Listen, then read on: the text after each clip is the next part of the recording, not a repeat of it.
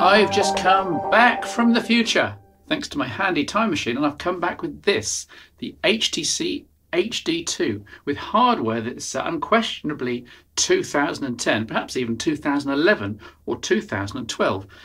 Soak up the specs while I show off the form factor. A 4.3-inch capacitive screen, a first for Windows Mobile. Resolution is 800 by 640, which is more than my desktop PC of a couple of years ago. A 1 GHz Snapdragon processor, meaning that just about everything is fast or faster. Roughly half a gigabyte of RAM to keep the underlying Windows Mobile 6.5 chugging away happily. Plus the expected, there's Wi-Fi, GPS, Bluetooth and so on, though the 3G is only dual band. North American owners will have to wait for a US version. In other words, it's a huge tablet phone, necessarily two-handed for most operations, but reservations over the size do disappear once you start using the display in real life. It's beautiful in most light conditions. It's not transflective, so it does fare just as badly in sunlight as my current favourite, the Nokia N97 Mini. And the build quality with glass front and largely aluminium back is terrific. The battery itself is a slightly disappointing 1230 mAh, providing just enough juice to get through one day with moderate use. Another Windows Mobile first here is that the HD2 has a micro USB data and charging port, as per the recent news about it becoming an international standard. There's a 3.5mm port for audio here and a micro SD card slot under the cover, which is just as well since there's no mass memory. To be honest, HTC have been stingy all round, for there's only a 2 GB card in the box. Ridiculous given that many Nokias come with an 8 GB card in the box of a £200 phone. On the back is a rather weak mono speaker and a 5-megapixel stills camera jutting out rather from the otherwise smooth lines. Look, it's a typical HTC camera. Pretty good results, but not handling extremes of light very well. And I didn't like having to use the touchscreen to actually take the photos or videos. There's no shutter key here, sadly. On the bright side, there is a touch to focus system, just like the iPhone 3GS, and you can also do an initial focus in video mode, with videos turning out rather well, as we see here. This is a video test in weak winter sunshine on the HTC HD2, testing video at VGA resolution, 30 frames a second. How is the sound quality? There is initial focus, which is good in most circumstances. The use of a capacitive touchscreen means that multi-touch is now possible, and HTC have implemented it everywhere that's possible. Opera Mobile, Google Maps, photo albums, and pleasantly in Office Mobile, despite the fact the rest of this suite's interface being Microsoft original. Multi-touch also helps when typing fast on the on-screen virtual keyboard. This does work very well and has spelling correction, but I was disappointed to see it's resolutely portrait for many uses and only allows landscape orientation in a couple of cases. One for a future software update, please, HTC. To be fixed along with the litany of small glitches and bugs that I noticed, not unexpectedly. This is early firmware, e.g. when first setting the date, you have to step through a decade, 1 month at a time. Oh.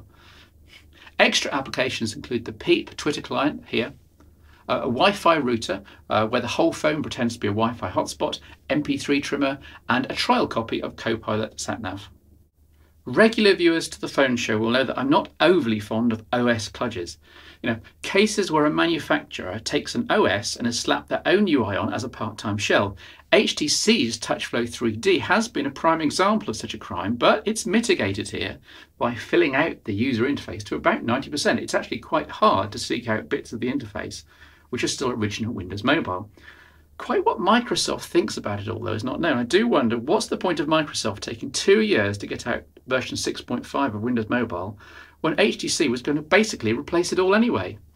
In terms of applications and their scope, the kludges do remain here, though. 2 web browsers, 2 photo and media managers, 2 calendar apps, various messaging interfaces, and so on. And the range of fonts, as seen here, is staggering between different apps and different parts of apps. Consistent, this ain't. But I don't want to be too negative. The HD2 is a stunning piece of mobile hardware. It's arguably the best Windows Mobile smartphone ever. It's just that the WinMo part is so hidden that, as far as I'm concerned, HTC might just as well have started with Android. Now there's an idea, hang on. Calling HTC's Peter Chow. Yes, hello. Yes, about this HD2.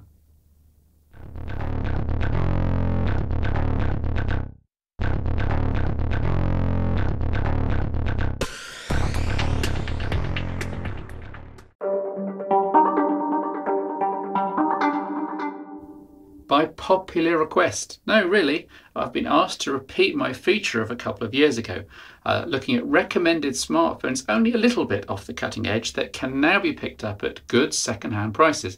In other words, smartphones on a budget.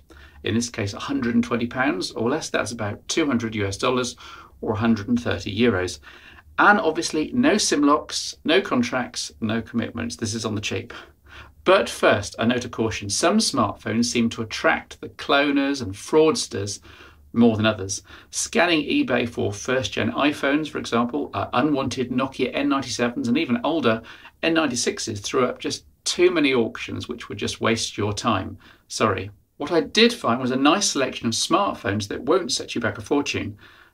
From the top end, I've got 6 for you here. At numbers 5 and 6, roughly at about £120 on eBay, finished sales. The Nokia E71, great, solid, well-supported one-piece QWERTY design, and the T-Mobile G1, still a flexible and again well-supported Android phone with QWERTY. Just look past the plastic build quality. And both are still fairly current too, £120. At number 4, the Nokia N95 8GB, still in some people's eyes the best all-round phone in the world, amazingly enough, almost 2 years after launch. Larger screen, good battery life, hardware acceleration, great camera, selling for a final price on eBay at the moment of around £100. That's a bargain. At number 3, the HTC Titan 2, also known as the Kaiser, and a few other aliases depending on which network originally supplied it. I'm afraid you're going to have to do your own research here, but you can find it for around £90 all in, sliding and tilting touchscreen, plus QWERTY keyboard and a version of Windows Mobile that hasn't been totally messed around by HTC. At number 2, for £70, final selling price, I was able to find good examples of the Nokia 6220C, a plasticky S60 candy bar smartphone, but with most of the internals of the world-beating N95, plus a genuine xenon flash for its 5-megapixel camera. That's nice.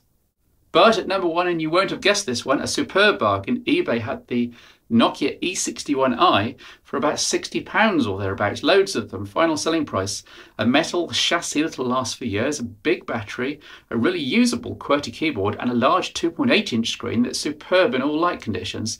This is a great way to get a high-function smartphone for an absolute song. The usual eBay caveats do apply, of course. Check the seller's feedback is good and believable. Check what's included in the auction and check the condition of the phone itself. And good luck. Hi Steve, I'm Pablo from Mexico City, and here's my story. I actually have 2 devices. One is this, the Blackberry Pearl Flip 8220. It's a good overall device. I use it not so much because I think it's a very basic device for me. The other one is this, the Nokia N96. I love this phone. I enjoy it. It has a very good camera, 8 megapixel with VGA recording video. But I also use a lot of applications on this phone. I use the games, the Engage games. I use the web. I use the Gravity client. I use the GPS with Nokia Obi Maps, and also the Quick Office suite. Really, this is a very good phone. So that was my story. Thanks.